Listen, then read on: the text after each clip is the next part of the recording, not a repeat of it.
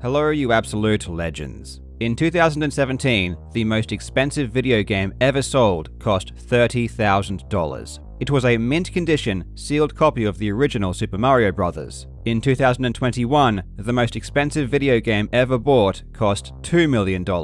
But this was a very special game. Oh, actually, it was the same game. That's an increase of over 6,000% for the same game in just 4 years. Something very strange is happening in the world of video game collecting. Headlines are flooding the internet describing new records set for insane prices. But this is an extremely recent phenomenon, and one that seems to have arisen overnight. For the past several decades, video game collecting has honestly been pretty niche. Truly dedicated collectors seemed to be few and far between, and even if they did amass a respectable collection, there was little fame to be gathered from it. In contrast to something like the art world, where collectors represent the richest of society, flaunting their lavish purchases, video game collecting was mostly done by the purest of heart. Regular gamers, nerds in the truest sense, who were just so passionate about the hobby that they were happy to spend whatever spare cash they could scramble together to acquire a cart here or there, often as cheaply as they possibly could. Video game collectors weren't rich, but they didn't need to be either. Retro video games were never that expensive, therefore basically anyone could do it. And that was one of the great things about it. All you really needed was passion and time.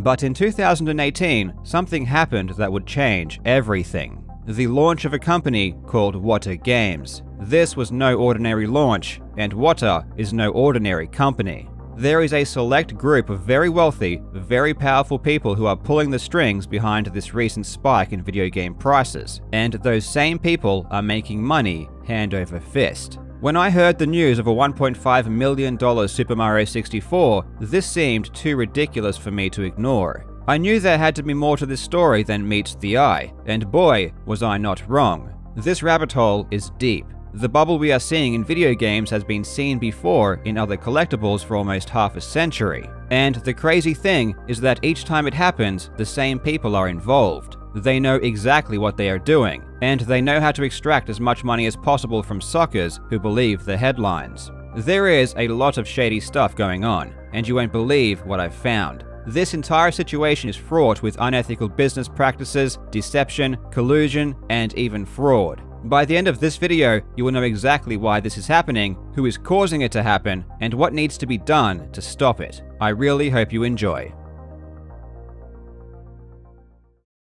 Now, before we get into the specific details about how this entire racket works, there are some concepts that I want you to be familiar with so that you can better understand the context. The first is the difference between the intrinsic and extrinsic properties of an object and how they relate to perceived value. Intrinsic properties lie within the object itself. For example, if we were to examine a painting, the intrinsic properties would be the materials it was made of, and also, of course, how the painting actually looked. The extrinsic properties would be the relationship the artwork had with everything else. Who it was painted by, when it was painted, the context in which it was painted, and how sought after the piece is are all important qualities. When it comes to perceived value, it is the extrinsic qualities of a collectible that raises the cost significantly. Van Gogh paintings often sell for tens of millions of dollars. But if we were to program a robot to paint an identical piece, it wouldn't be worth much more than the cost of the paint and the canvas. Ultimately, both pieces would look the same on our wall. But us weird and wacky humans like to care about the details that don't directly impact us. We are even willing to spend millions of dollars more than we need to because of these details. In the 17th century, during the Dutch Golden Age, an event happened known as Tulip Mania, where the price of tulip bulbs reached insane levels. At the time, tulip bulbs were a luxury item that were highly desired for their intense colors, and as their popularity slowly increased over the years, the price inevitably went up. Eventually, people began noticing the trend of rising prices and started to speculate on the market. Speculating means buying a good not due to need, but purely in the hopes that the price will increase so that you can sell it at a later date for profit. With investors beginning to flood the tulip market, this began a positive feedback loop, driving prices up even more. As the price increased faster, not wanting to miss out on the opportunity, even more people started buying in. This caused the first recorded speculative bubble in history, and there are two important things to know about these types of bubbles. First, no one buying actually wants tulips. They just hope to make money. And secondly, this process is not sustainable and eventually people stop buying, and the price crashes. Those left holding tulips lose everything as their value plummets back to normal. I want you to remember this process because the exact same thing is happening with video games right now. But the difference is that this current video game bubble isn't an accident. You see, if you know how speculative bubbles work, you can theoretically create them at will. All you would have to do is raise the perceived price of a good quick enough so that speculators see the trend and start entering the market. Then, you can just sit back and let the positive feedback loop do the work. Profiting from your artificially created bubble by buying games early and selling later is rather obvious, but there are actually smarter ways to make money, ways that incur far less risk. In the current video game market and the collectible market in general, there are two institutions that stand to gain the most from increasing prices. Those are grading companies and auction houses. A grading company is a business that inspects games, certifies them, and gives them a rating of quality. They are basically quality assurance. They allow buyers to know exactly what they are getting, which enables quick and easy transactions. In a bubble, people are flocking to get their games graded in the hopes of profiting from the increasing prices. But it's not just the extra business that helps grading companies, as they also take a percentage of the market value when grading a game. A game worth $10,000 might cost around $400 to have graded, but if that exact same game was valued at $1 million, it would cost over $20,000 to have graded. It's a pretty good deal. But the institution that really profits the most by far is auction houses. Take Heritage Auctions for example, which is where all of the current record-breaking video game sales are taking place. They charge a 20% buyer's premium on every sale. So if you buy a video game for $1 million, you need to pay the auction house $200,000 on top. And just for shits and giggles, they also take 5% from the seller as well. You can begin to see why grading companies and auction houses would really want prices to go up. It's in their interest. This is also why grading companies and auction houses should never be speculating on the price of goods or impacting markets directly. They have a huge conflict of interest. And whenever you see a grading company or an auction house talking about how valuable games are, you know it's because they want to drive prices up. Again, you will need to keep all of this in mind. I'm going to provide you with a ton of information, and I'm going to trust you to connect the dots. If you are really interested in learning what's going on, I suggest writing down details as we go, or watching sections more than once. Let's begin.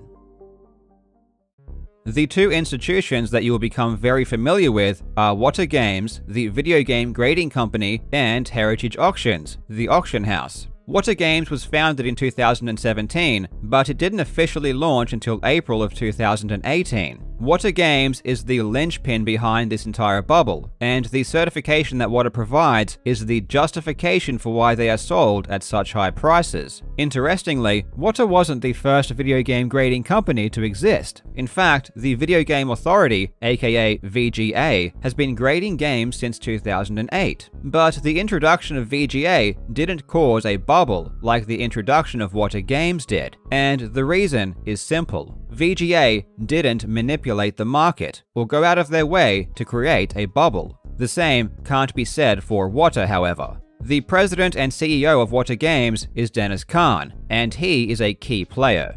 The other important company, Heritage Auctions, was founded in 1976 by Steve Ivey and Jim Halperin. Steve Ivey isn't very important to this story, but Jim, on the other hand, is critical. Heritage Auctions are in the business of selling rare collectibles and memorabilia. They sell coins, comics, art, anything you can collect that has value. And in 2019, they started selling video games. But not just any video games, only games that had been graded through Wata Games. The interesting thing about the relationship between Wata and Heritage is that it seems to have existed before Wata even began grading games. On the initial website of Wata, when it launched, it had a dealer spotlight section where it listed key relationships. One was Heritage Auctions, where it stated that Wata-certified video games will be featured in Heritage online auctions. This doesn't make sense. The entire point of certification is to guarantee authenticity and quality, but a guarantee is worthless if you haven't established a history of accurate work. Why would Heritage Auctions, a prestigious auction house, agree to sell games from a company that hadn't graded a single game? Why would they trust a business that hadn't even done any business to begin with, when there was already an existing grading company that had been grading games for 10 years? The only explanation to me is that Heritage Auctions was involved in some way in the creation of What Games, and knew that it was on board with their mutual goals. And if you needed any further evidence of this pre-existing relationship, Jim Halperin, the founder of Heritage Auctions, was listed on the What website as an advisor.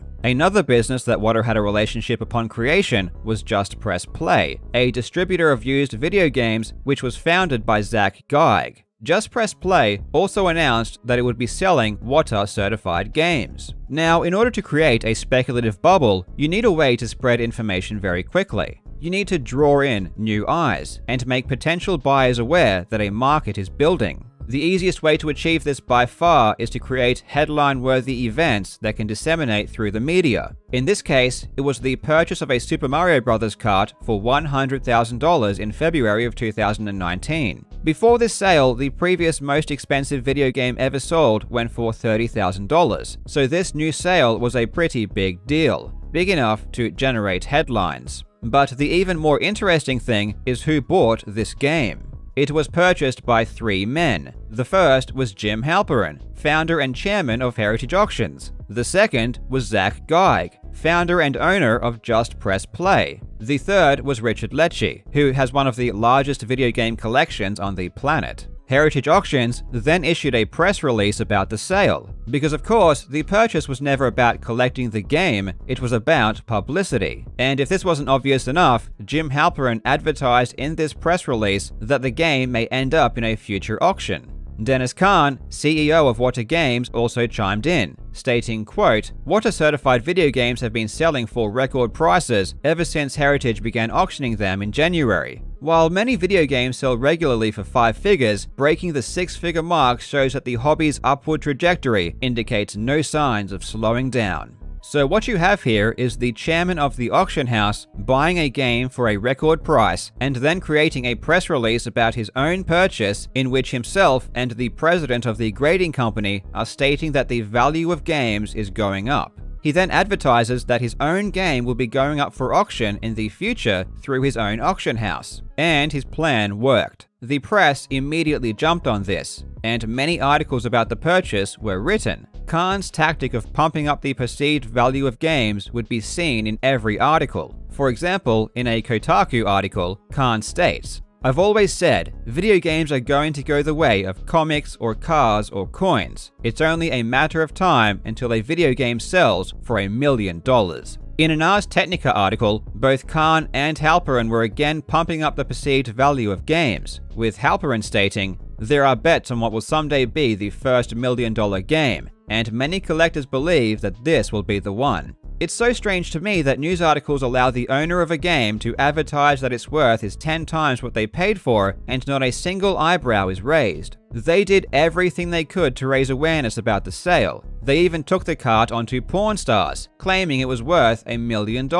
This appearance was the perfect opportunity to establish What Games as the authority in grading, despite having only existed less than 1/10 of the time that VGA had. Pawn Stars even had Dennis Kahn come on, and again he pumped up the value, implying that it was worth at least 3 times what they paid. Remember what I said about grading companies. They shouldn't be manipulating the market and driving up prices. Dennis even faced backlash about this from intelligent collectors, who knew what he was up to. But of course, this didn't stop him. He went on Pawn Stars multiple times, valuing games at insane prices. I can give you dozens of examples, but the point is that there was a very large, very effective campaign to establish Water as the authority on video games, despite having only been created. It was critical that Water was seen as the be-all and end-all in video game grading, because then the words of its CEO, Dennis Kahn, would be more effective in increasing the value of games. Kahn would continue to abuse his authority as the head of What Games for the next few years, appearing in countless articles and interviews, and always pumping up the price.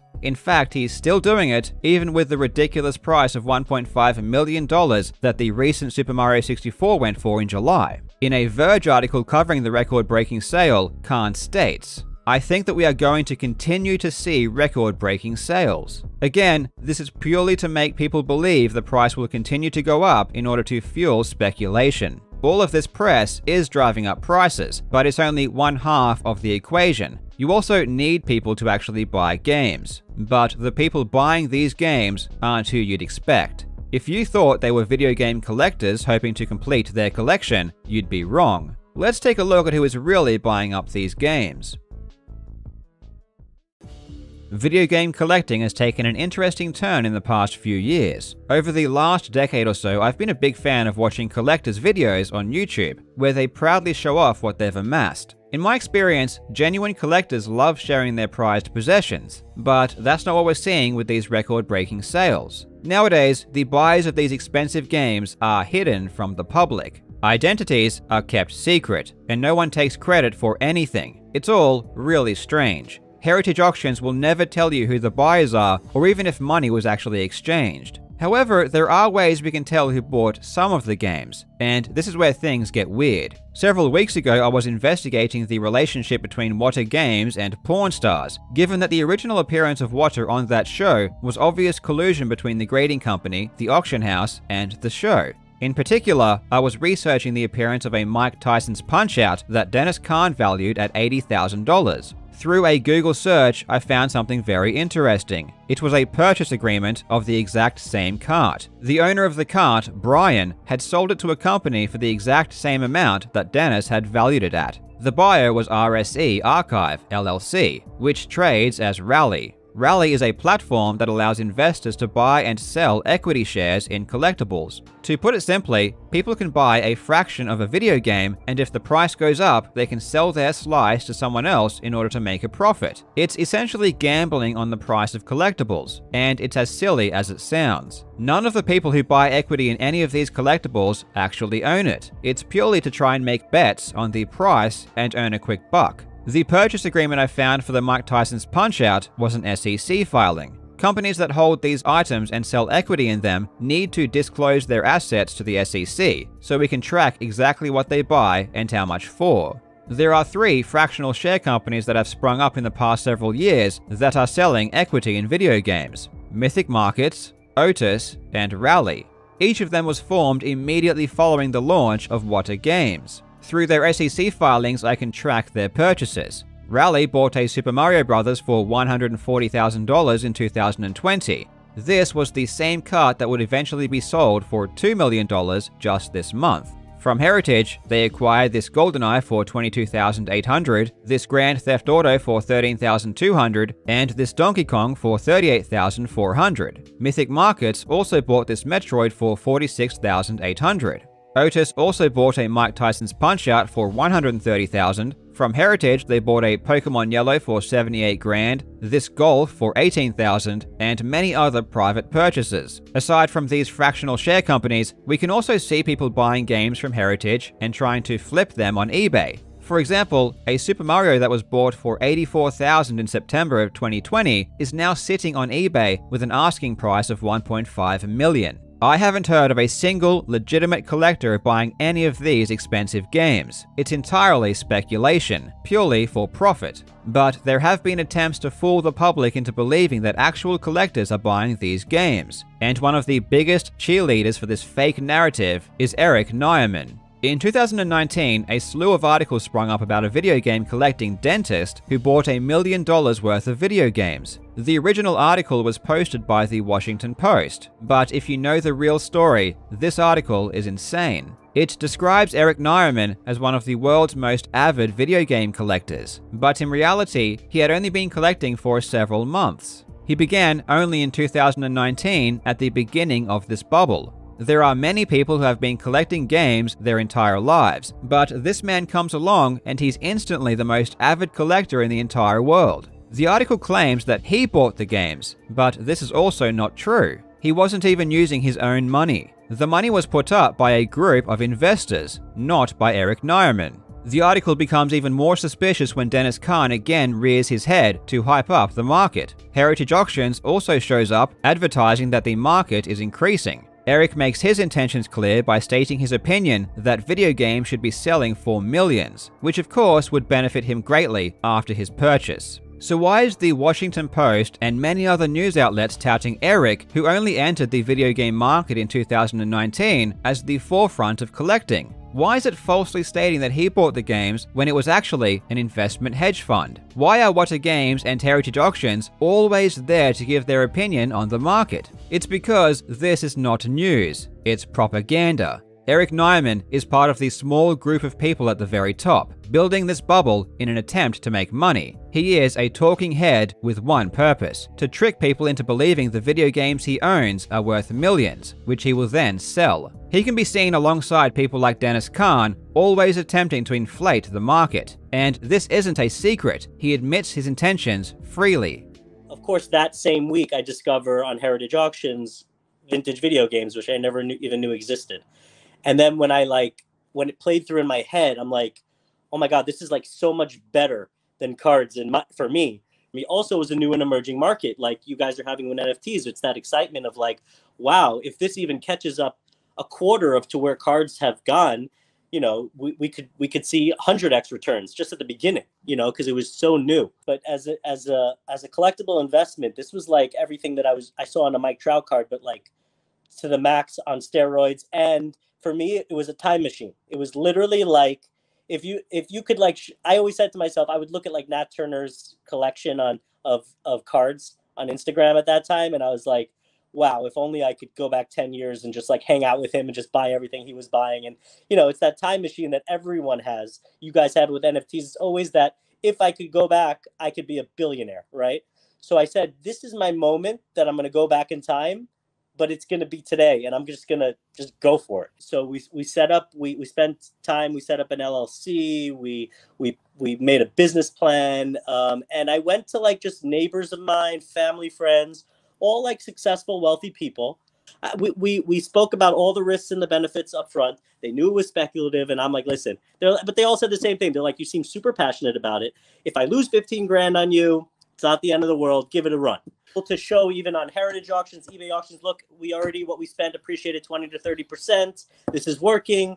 I'm going to get out there and I'm going to help make the market. I'm going to let people know about this. I'm forming a market around something that I feel that is severely underappreciated. So that's what I was doing. My point is that it's not collectors that are buying any of these games. It's purely people with a lot of money, trying to scam other people out of theirs by manufacturing a bubble that otherwise shouldn't exist. Propaganda isn't their only weapon either. It gets much worse. We will now enter the wonderful world of shill bidding. When it comes to auctions, there is only one thing that will consistently drive up the sale price of goods, and that one thing is competition. Obviously, if there is only one bidder, the price will never go up. You are not going to bid more if you already have the top bid, but if two or more people are duking it out, that's where the price can really shoot up. Shill bidding is the act of placing fake bids in the attempt to raise the price. Usually this is done in collusion with the seller, because the seller wants to make more money for the item they are selling. So they will work with a third party, who will keep placing fake bids up to an agreed price, at which point they will concede and let the victim win the item. But it isn't just sellers that have motive for this kind of practice. The auction house itself has just as much to gain from inflated sale prices. If your auction house sells goods at higher prices than your competitors, people will want to sell their items through your auctions. And this is where we come back to Heritage Auctions. In 2008, a lawsuit was filed against Heritage Auctions for shill bidding. It was filed by Gary Hendershot, who was a former employee. The lawsuit alleged that Heritage used a shill bidder by the name of N.P. Gresham to drive up prices. This lawsuit was ultimately settled out of court, so you may or may not want to put any real stock in it, but it is something to take notice of. Especially when Jim Halperin, one of the defendants, and if you remember, one of the investors who bought the record-breaking Super Mario, was caught lying in a sworn testimony.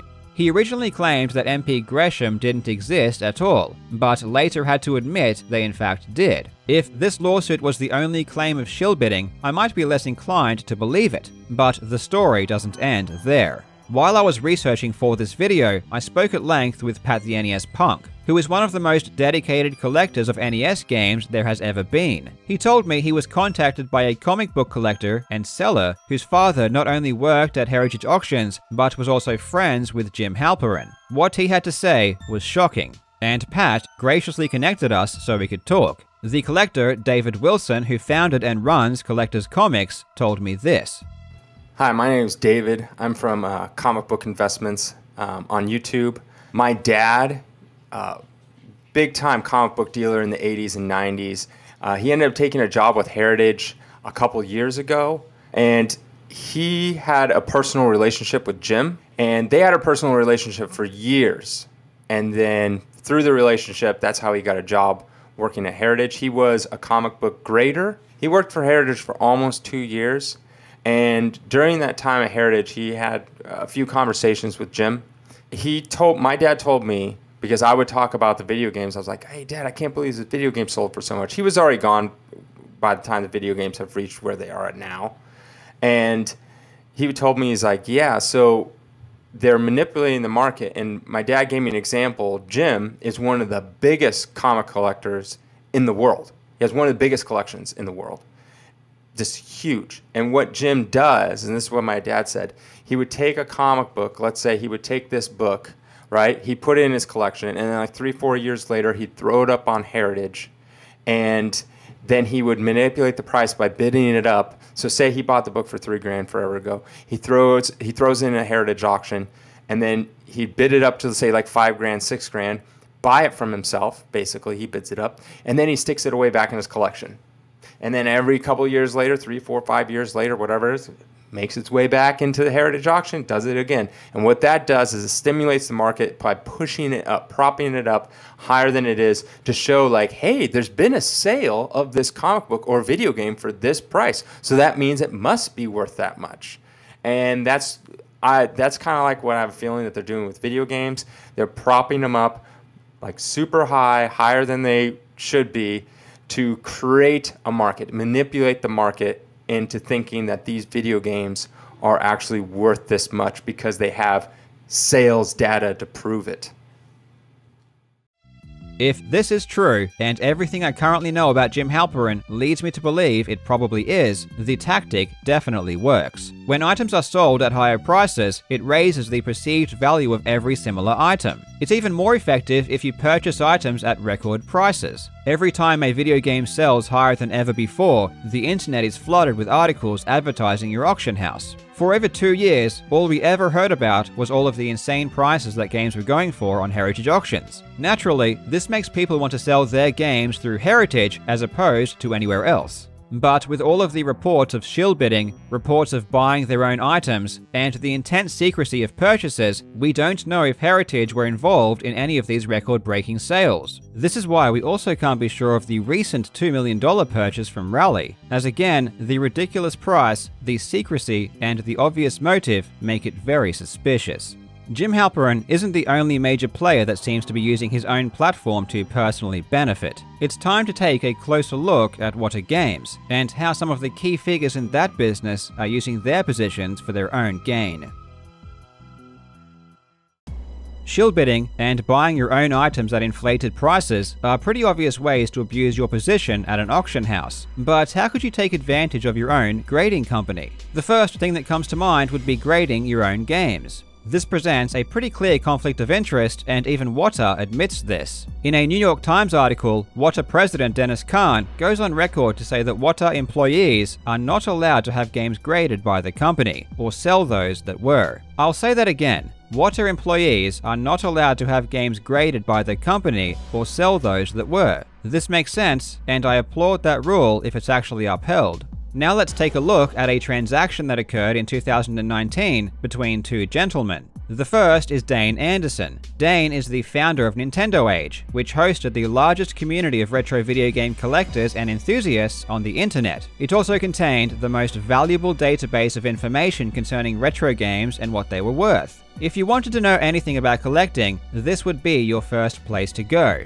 Dane was also well known for his video game collection, and he had one of the largest assortments of sealed Nintendo games on the planet. But in 2019, he sold his entire collection to a gentleman by the name of Jeff Maian, who is the founder and CEO of Go Collect, which is a price guide for comic books. The purchase of Dane's collection by Jeff was a pretty big deal, one of the biggest in history. It was so noteworthy that Whatta Games even gave the collection a special name. It was called the Carolina Collection, because both men hailed from Carolina. Jeff submitted the games to Whatta, who graded them all, and as part of that grading, inserted the name of the collection they were a part of. And you can see this name on the label of the graded games. Jeff then immediately took the newly graded games and started flipping them through auction houses, most notably Heritage Auctions, where the first auction alone produced a total return of over $500,000. So why am I telling you this? Well, it's because Jeff Maian is a director of Whatta Games. You won't find this information publicly because they keep it a secret, but thankfully the company's SEC filings tell us everything we need to know.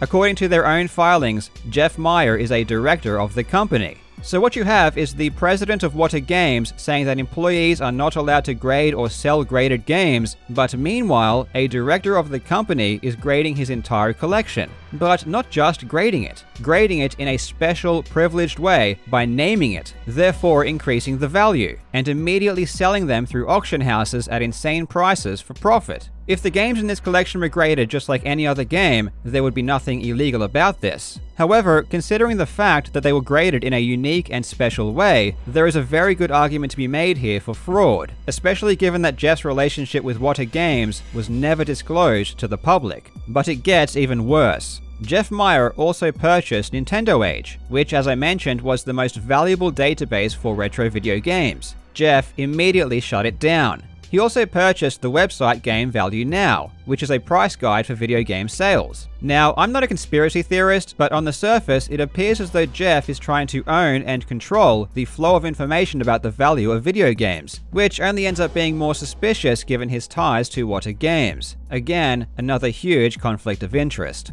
Jeff has never publicly admitted to being a part of Whatta Games, and the way he talks about his relationship with Whatta makes it seem like that's intentional. For example, in a blog post he wrote himself about his upcoming video game price guide, Jeff states, "Thanks to the great relationships with the awesome folks at Whatta Games." He is talking in the third person about a company that he is a director of. The cherry on top of all of this is that when Whatta Games was incorporated in 2017, Dane Anderson was the executive officer. So this entire deal happened between two men that were or are directly involved with the company. Dennis Kahn obviously knows who the directors of his company are, so it really makes you think when he blogs about the Carolina collection on the Whatta Games website, but fails to disclose that the purchaser of the collection is a director. And it forces you to think even harder when you realize that at the very same time he is telling the New York Times that employees cannot grade or sell Whatta graded games. There is a good reason why grading your own games is a big conflict of interest, as the grade is extremely relevant when it comes to how much a game can be sold for. The higher the grade, the more valuable a game will be. There is no better example than the recent sale of Super Mario 64 for $1.5 million on Heritage Auctions. Its grade was a 9.8, with an A++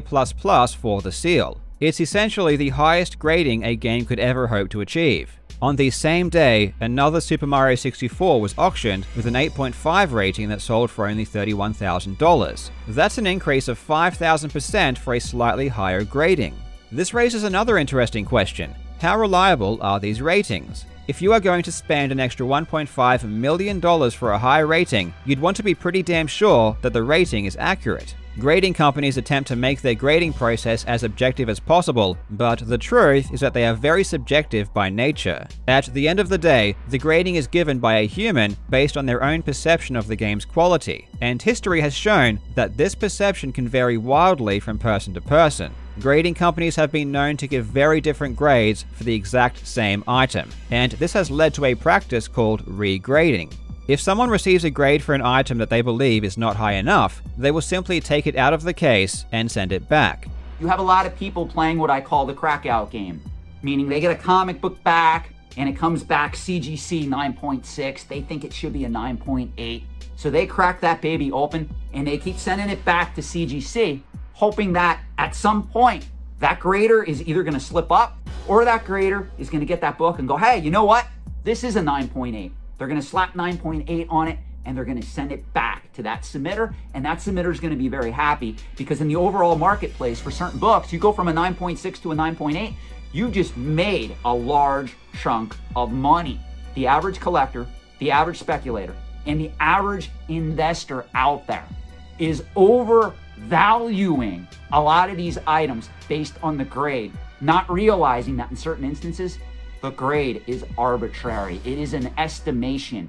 It is not an exact science. But you don't even need to regrade games in order to see the blatant inconsistency on display with what are graded games. Last month, a Tomb Raider for the Sega Saturn was sold for $12,000 through Heritage Auctions. It had a rating of 9.8 with an A+ for the seal, but it's immediately obvious that this grading makes no sense. The seal has multiple very large holes, which according to the grading system on Wata's own website is not allowed for A+ seals, which must contain no holes. The seal also has countless smaller holes, scratches, and stains. Quite frankly, it looks disgusting, and yet it gets an A+. I've seen seals with B grade that are better quality than this. My point is that video game grading is not a science, and the ratings given to games are not an exact representation of the game's quality, and yet the rating is touted as the sole justification for why people are spending an extra $1 million on some of these games. Now you understand why it is so important to establish Wata as the utmost authority on video games, because it makes their ratings all the more valuable. Now, one final thing before we move on. If you knew you were about to create a bubble surrounding sealed video games, what would you do? Personally, I would start buying as many sealed video games as I could. This is Mark Haspel, one of the founders of Wata Games and the current chief advisor. He has been involved in the comic book collecting scene for decades, but was never active in video game collecting. But right around the time that Wata was formed, he suddenly started showing up at video game conventions, buying as many sealed games as he could. Not only that, but he would actively seek out and inquire about sealed NES games. More specifically, the popular ones such as Mario, Metroid, Mega Man, Castlevania, and Zelda, the kind of games we see being sold now for record prices. And remember, this was several years ago. His taste in video games seemed to align perfectly with the same games that would bring the most profit several years later. One collector stated, Mark Haspel was buying sealed 6-packs from a good friend of mine a year before Wata started grading games. Pat the NES punk also noticed Haspel collecting games at conventions. In June 2019, I was a guest at a gaming convention. The weekend of the event, I noticed a small group of individuals who were hurriedly acquiring sealed and complete in-box games from vendors. At one point, I witnessed an individual who I later learned to be Mark Haspel returning to the Wata Expo booth while holding a stack of NES games. I did find it a little strange, but was unaware of any affiliation that person may have had with Wata, so I didn't think much of it at the time. It's obviously not illegal for the founders of Wata Games to collect video games, and it's impossible to prove intent, but these examples just strengthen my opinion that they knew what was about to happen, and they were preparing for it. Now, before we get to the conclusion, I want to teach you about an event in history that might be relevant to what's happening right now. The great coin collecting bubble of the 80s. Believe it or not, this kind of crazy bubble surrounding a collectible has been seen before. Not to this extent, but still, this isn't a new thing. In the 80s, it wasn't video games, it was coins. PCGS is the world leader in coin grading, and on its website it tracks something called the PCGS 3000 Index. It's an index of the value of coins, similar to something like the Dow Jones. In the historical chart, you can see a massive spike occurring in the late 80s. After crashing, the price has still not recovered to levels seen 30 years ago, and this is without even considering inflation. So what caused this bubble? Well, according to an article posted on antiquesage.com, it was the development of slabbing and the introduction of third-party certification. Slabbing is where a grading company will take a coin, encase it in plastic, and give it a rating. Two grading companies were formed around this time, PCGS and NGC. The article goes on to state that the arrival of PCGS and NGC changed the industry nearly overnight. Now dealers, collectors, and investors could buy or sell slabbed coins sight unseen, because they all trusted the grades given by the major grading services. If you're beginning to get a sense of deja vu, that's completely understandable. This is literally the exact same thing that's currently happening with video games. The fact that people could easily and confidently purchase graded coins meant that they began to sell more and more. This led to the price going up. Investors began to take notice, and more importantly, even investment hedge funds got involved. Kidder, Peabody & Co., Merrill Lynch, and UBS all created coin hedge funds where they took in money from investors to invest in coins. This expanded the bubble even further. But the thing about speculative bubbles is that they always burst. The price cannot go up forever, and at the slightest hint that the peak has been reached, everyone sells. The ironic thing you need to remember is that people who buy collectibles in order to make money never actually intend to collect or keep them. So when the price starts to drop, everyone attempts to liquidate their assets as quickly as possible in order to not lose money. The market becomes flooded, but because no one is buying, the price gets destroyed. In the end, it's the suckers that came in late that lose their money. The bursting of the 80s coin bubble was a big deal, and hedge funds were inundated with lawsuits from people who had lost their investments. Merrill Lynch ended up paying back over $20 million to their investors. The FTC even stepped in to investigate what happened, and this is where things get juicy.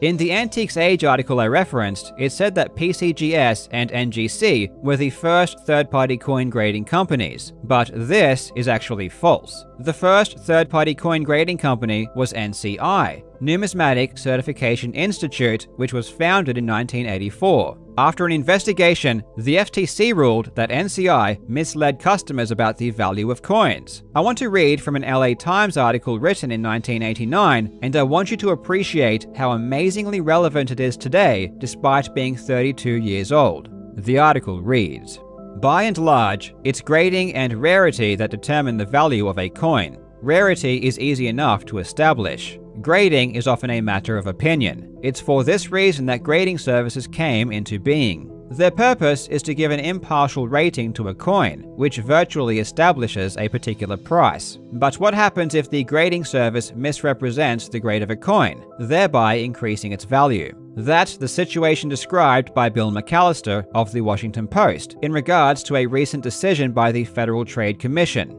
The commission determined that overgrading coins was a deceptive and unfair act, prohibited by the 1914 law that created the FTC. Charged with this practice were two Texas-based corporations, Heritage Capital Corp. And Numismatic Certification Institute. Also named in the action were Steve Ivey and James Halperin, prominent numismatic figures. A consent order was signed agreeing to establish a $1.2 million fund for collectors who purchased the NCI-graded coins from Coin Galleries Incorporated of Miami. Heritage, Halperin. Those names sound familiar. Yes, it's Heritage Auctions and Jim Halperin. In the 80s, they were found guilty of illegally misleading customers about the value of coins and fined $1.2 million. From the 1989 FTC annual report, it states, Numismatic Certification Institute and its principals Steve Ivey and James Halperin agreed to settle charges that its representations and failures to disclose information misled customers to the value of coins certified by the company. An affiliate, Heritage Capital Corporation, also agreed to settle charges that it provided substantial assistance to a coin retailer, Certified Rare Coin Galleries, knowing that CRCG was misrepresenting the security and profit potential of its coins to investors. Under the settlement, defendants agreed to a permanent injunction, and Heritage and NCI agreed to contribute $1.2 million into a consumer redress plan for CRCG's customers. Another interesting thing about Jim is that in 1985, he wrote a book called How to Grade US Coins, upon which the grading standards of the two leading third-party grading services PCGS and NGC were ultimately based. Again, these are the two grading companies that Antiques Age cited as the most important factors in the coin bubble. There is a very strong case to be made that Jim Halperin is the single most responsible person for the coin bubble of the 80s. I'm not a conspiracy theorist, but it kind of looks like he's doing exactly the same thing again 40 years later, but this time in video games. As I've said before, it's impossible to prove intent, but one thing you can certainly disprove is ignorance. Jim Halperin was extremely caught up in the 80s coin bubble and was so responsible that he was fined over $1 million. You don't forget something like that. He knows exactly how bubbles are formed. He's seen them before, which is why he would know exactly how to create them again. Remember, Jim Halperin bought the Super Mario Bros. Cart that sparked this entire game bubble. He is an advisor to Wata Games and, according to rumors, also an investor in the company. He is the founder of the auction house that these games have been selling on for record prices. It's too convenient that this one person is involved in every single piece of the puzzle when he has the kind of history that he has. This doesn't seem like a coincidence to me. The retro video game bubble cannot go on forever. At some point, it will burst. The question is when.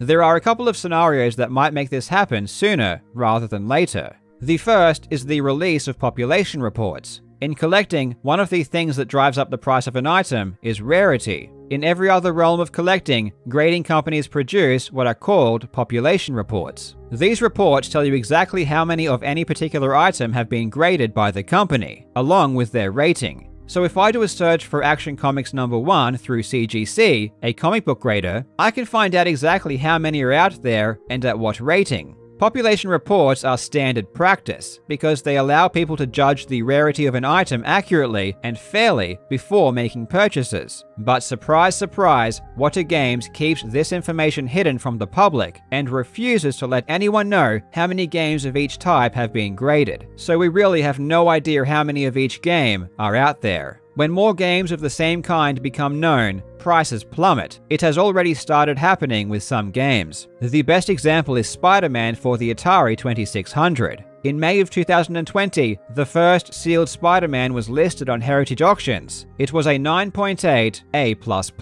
the best rating you can get. It was mint condition, and it's such an old game that it's surely rare. It sold for $9,000, which in 2020 was actually still a decent amount of money to spend on a video game. But the funny thing about Spider-Man for the Atari 2600 is that it's not rare. It's not rare at all, even in mint condition. After this sale, Heritage was flooded with 9.8 A++ Spider-Mans. And when I say flooded, I really do mean flooded. With each sale, the price diminished. In April of 2021, a 9.8 A++ sold for $870. That's a decrease of over 90% in less than a single year. When people realize how common some of these games are, prices will be destroyed. And that's what Wata Games and Heritage Auctions are afraid of. Legitimate collectors have been complaining for the past 2 years, but unfortunately, none of them have substantial audiences, and they are essentially powerless against the forces that are driving this bubble. If you want to help make a positive change, you can send Wata Games some feedback by email, letting them know how appreciated it would be if they let us know how many graded games are out there. The release of population reports would be a good start, but Wata Games and Heritage Auctions also need to stop manipulating the market with their propaganda. Journalists don't even bother asking real collectors what they think about what's happening. They simply get sound bites from Wata and Heritage and allow them to inflate the bubble with hype, despite the obvious conflict of interest. I asked a couple of lifetime collectors what they think should happen, and this is what they had to say. My name is Pat Contry. I'm a YouTuber, podcaster, but also a longtime video game collector since the late 90s. I've seen a lot of things in the game collecting world, but what's happening right now with the graded sealed games market is something I could never, ever imagine.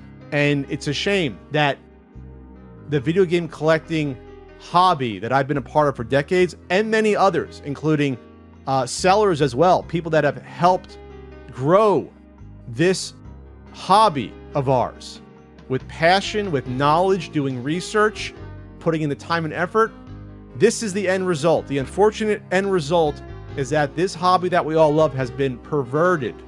It's been twisted to the ends of a small group of people to line their pockets. These are rich people getting richer. and they've stepped on and stepped over all the video game collectors, all the people that have sold the games, run video game shops, all the people on forums researching this illustrious and beautiful past history of video games. They've all been used. We've all been used now for the select few individuals to get richer. And it's a crying shame. It's probably too late, unfortunately. But in a perfect world, there should be full transparency and accountability when it comes to these video games. We should know if someone who helps run the auction house is involved in the buying and selling of the games that are being auctioned. We should know if the people grading the games are buying and selling these games themselves. It's unethical if they are doing so, and we should know that so we can stamp out bad behavior. Now, how can this be avoided? Well, it's quite simple. If WADA would release and update population reports for all these items that they're grading on a regular basis, this would not be a problem going forward, guys. This is a problem due to the fact that there is a lack of ethics and a lack of transparency in these markets. Collectors deserve better. You guys out there that want this to be a thing, rather than thinking from the standpoint that you're going to make money over the long term in this market, what you should be doing is demanding better from grading companies, from auction companies, from other players in the trade. You should be demanding ethics and transparency. This bubble isn't just affecting sealed video games at the highest price points. The selling point of every single game has increased dramatically over the past 2 years, even for non-sealed games. Aspiring video game collectors who legitimately want to build their collections will get screwed, because the hobby will become too expensive to be viable. What's worse is that people are using the record sale prices in order to scam people. You can find cart-only Super Mario 64s for hundreds or even thousands of dollars on eBay when they are only worth $10. People with a lot of money and power have taken over collecting, and their thirst for money means we will all suffer. As someone who does care deeply about gaming, it honestly sickens me that these people have turned these cherished possessions into a means to gamble and speculate. And I hope this ridiculous practice of trying to extract profit from the suckers who buy the hype will end sooner rather than later. As a sign of appreciation, it would be amazing if you could go and subscribe to a couple of real collectors that helped me learn more about this. Go check out Pat the NES Punk and also Sean from Reserved Investments. These two gentlemen have been collecting for most of their lives, and we need more people like this who are not only passionate but are willing to tell the truth about what's happening. Also check out David Wilson's channel, as it really took some balls to be willing to let me know what he had heard. You can find the links to these channels in the description. Hopefully, you have learned something about how those in power can create speculative bubbles. Next time you see them trying to do it, make sure you call it out and let them know that we won't tolerate it. As always, thank you so much for watching, you legends. I hope you are having a fantastic day, and I will see you in the next video.